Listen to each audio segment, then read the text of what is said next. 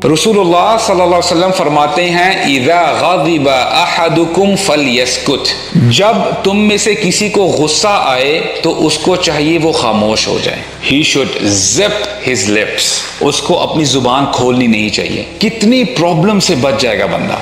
और इसको आप ऐसे समझेंगे आज के ज़माने में, मिसाल के तौर पे there is a company and the employee he is furious, और उसको जो है ना दूसरे बंदे से बड़ा एक गिला है, और वो ना एक लंबा चौड़ा गुस्से में आके एक ईमेल लिखता है। लेकिन करता क्या है कि लेट्स से वो ईमेल सेंड नहीं करता, उसको ड्राफ्ट्स में उसको सेव कर लेता है। अगर यही एम्प्लॉई अगले दिन आके वही जो गुस्से में लिखा हुआ ईमेल वो पढ़ लेगा ना, वो ताज्जुब करेगा कि यार ये मैंने लिखा है।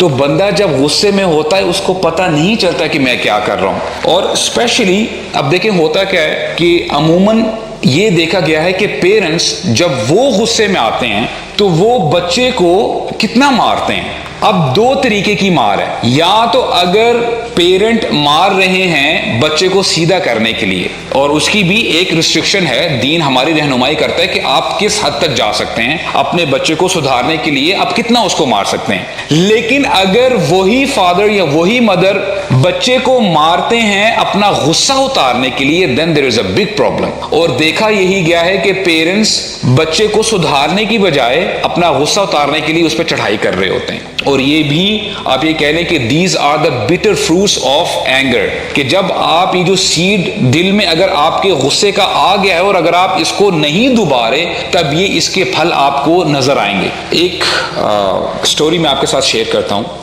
There was an intelligent father. What he did was कि उसके बेटे को एंगर प्रॉब्लम थी, बहुत ज्यादा गुस्से में आ जाता था। तो उसके फादर ने क्या कहा कि बेटा अब जब भी आपको गुस्सा आए ना, you have to go to the backyard and you have to hammer the nail. तुमने एक कील लगा के वहां पे आ जाना है। तो बेटे ने कहा ठीक है अब्बा जी, मैं ऐसे ही करूंगा। The first day there were 30 nails on in the backyard. उसने 30 दफा गुस्सा किया। और फिर अब देखें कैसी रियलाइजेशन हुई उस बच्चे को, जब उसने उस बेटे ने देखा कि मैंने इतनी दफा गुस्सा किया एक दिन में। आहिस्ता आहिस्ता वो जो नंबर्स थे वो डिक्रीज होते गए, फ्रॉम 30 to 25, then 20, 10, और फिर एक वक्त ऐसा दिन भी आया कि कोई कील उसने नहीं लगाया। उस दिन वो गुस्से में आया ही नहीं। और फिर उसके अब्बू ने कहा कि बेटा एक काम करो, अब जितने दिन तुम गुस्से में नहीं आओगे उतने ही तुमने कील निकालते रहना है वापस। और उस बेटे ने ऐसे किया। तो वो गया, फिर एक कील निकाला, और आहिस्ता आहिस्ता एक वक्त ऐसा भी आ गया कि कोई कील भी नहीं बचा। और फिर वो बच्चा बड़ा खुश हुआ, कहता dad I finally did it, और अब वहां पे कोई कील नहीं है। तो उसके अब्बू ने कहा कि ठीक है बेटा, come with me to the backyard, मेरे साथ वापस बाहर आओ। तो फिर जब दोनों बाप और बेटा बाहर खड़े हुए ना, तो बाप ने समझाया बेटा कि जब आप गुस्सा करते हैं आप कुछ ना कुछ तो रेक्टिफाई कर लेते हैं, लेकिन फिर भी दाग बाकी रह जाते हैं, प्रॉब्लम्स ठीक नहीं होती। अब देखें हमारी सोसाइटी में बंदा जब I talk about husband and wife गुस्से में आ गए, और गुस्सा इतना आगे बढ़ गया, डाइवोर्स तक बात चली गई, कितने घर उजड़ जाते हैं इस वजह से, कितने बच्चे महरूम हो जाते हैं। तो देखिए गुस्से से हो सकता है आप कहीं ना कहीं तो थोड़ा सा उसको टैकल कर लेंगे, लेकिन जुबान से निकली हुई बात कभी वापस जा सकती है। अगर गुस्से में किसी शख्स ने किसी को कत्ल कर दिया है, क्या वो वापस रिवर्स हो सकता है? नहीं हो सकता। तो गुस्सा बंदे को कहां से कहां पहुंचा देता है। जो खासकर पेरेंट्स है ना, उनके लिए बहुत बड़ा लम्हा फिक्री है। ये हो सकता है कि हमारे नबी फरमाते हैं सल्लल्लाहु अलैहि वसल्लम के जो शख्स जब बार्गेन हो रही हो, बहस हो रही हो दो बंदों के दरमियान, अब एक बंदे को पता है कि मैं हक पे हूं, ये बंदा झूठ है, इसको पता नहीं है मामले का, लेकिन हक पे होने के बावजूद ये अपना हक छोड़ देता है, बहस मुबाहिसे में नहीं पड़ता। हमारे नबी पता है क्या गारंटी देते हैं, मैं इसको जन्नत के वस्त में दरमियान में जन्नत में एक घर की बशारत देता हूं। And it is as if सुभान अल्लाह, ये मुझे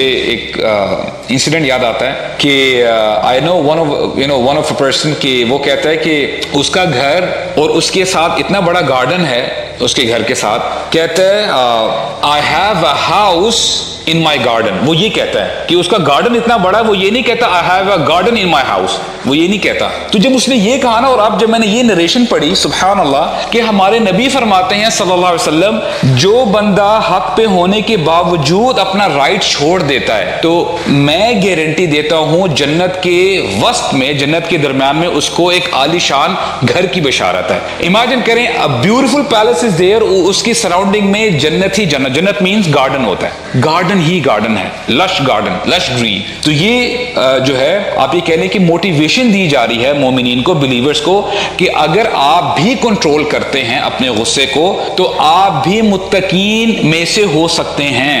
کیونکہ عموماً ہو سکتا ہے وی ایز لیمن جب قرآن مجید بندہ پڑھنا شروع کرتا ہے تو قرآن مجید کیسے اپنے آپ کو ڈیفائن کرتے ہیں, قرآن مجید میں اللہ تعالیٰ کیسے بتاتے ہیں اپنی کتاب کے بارے میں, الف لام میم ذالک الکتاب لا ریب فیہ, اس کتاب میں کسی قسم کا شک نہیں ہے, ھدی للمتقین, یہ ہدایت ہے متقین کے لیے. بندہ سوچتا ہے کہ متقین کون ہے, متقین وہ ہیں جن کی ایک عادت یہ بھی ہے کہ وہ اپنے غصے کو پی جاتے ہیں اور لوگوں کو معاف کر دیتے ہیں, اور یہ محسنین ہیں, یہ احسان کرنے والے ہیں.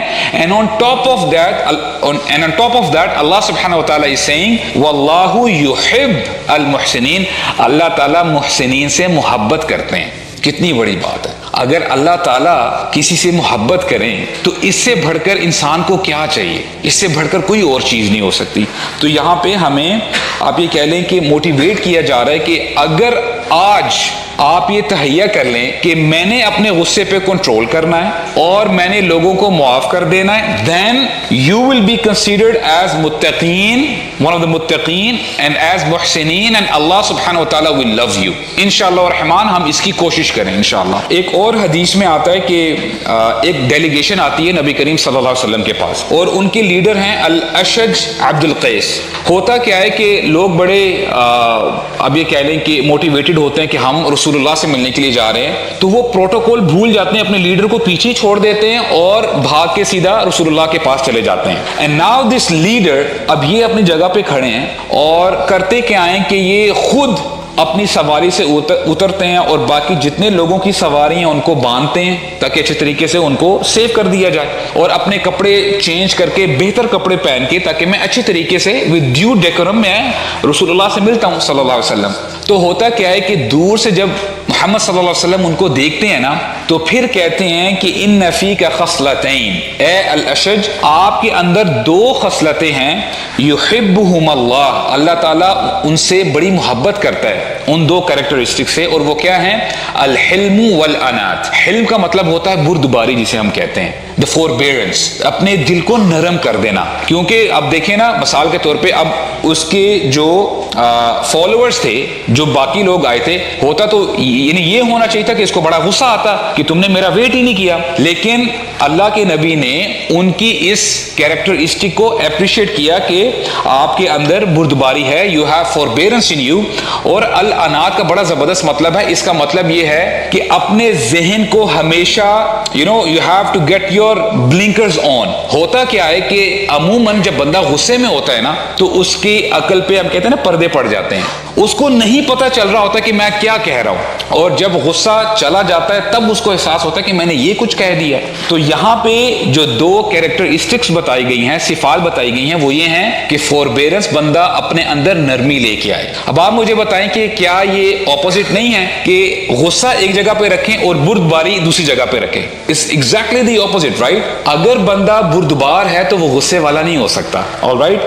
اور اگر بندے کے اندر یہ خصلت ہے کہ وہ اپنے ذہن سے ہمیشہ سوچتا رہے کہ کیا میں یہ جو سٹیپ لینے جا رہا ہوں کہ کیا یہ صحیح ہے یا غلط ہے, اور کیا میں جو کہنے جا رہا ہوں اس سے کہیں دوسرے کو تکلیف تو نہیں ہوگی, کہیں اس کو ٹھیس تو نہیں پہنچے گی. تو یہ نبی کریم صلی اللہ علیہ وسلم نے یہ دو کریکٹرسٹکس اس کو اپریشیٹ کیا, اور ہمیں اللہ تعالیٰ سے یہ دعا مانگنی بھی چاہیے, اللہم انی اسألک الحلم والانات, کہ اللہ میں آپ سے سوال کرتا ہوں بردباری کا اور انات کا, کہ میرا ذہن ہمیشہ اچھے طریقے سے سوچتا رہے. صحابہ کرام کے بارے میں آتا ہے کہ قرآن مجید میں آتا ہے, اللہ تعالیٰ فرماتے ہیں وَلَكِنْ كُونُوا رَبَّانِيِّينَ, کہ بنی اسرائیل میں جو مسلمان تھے, مسلمز تھے, ان کے بارے میں اللہ تعالیٰ ان کو آرڈر دے رہے ہیں کہ تم لوگ ربانیین بن جاؤ.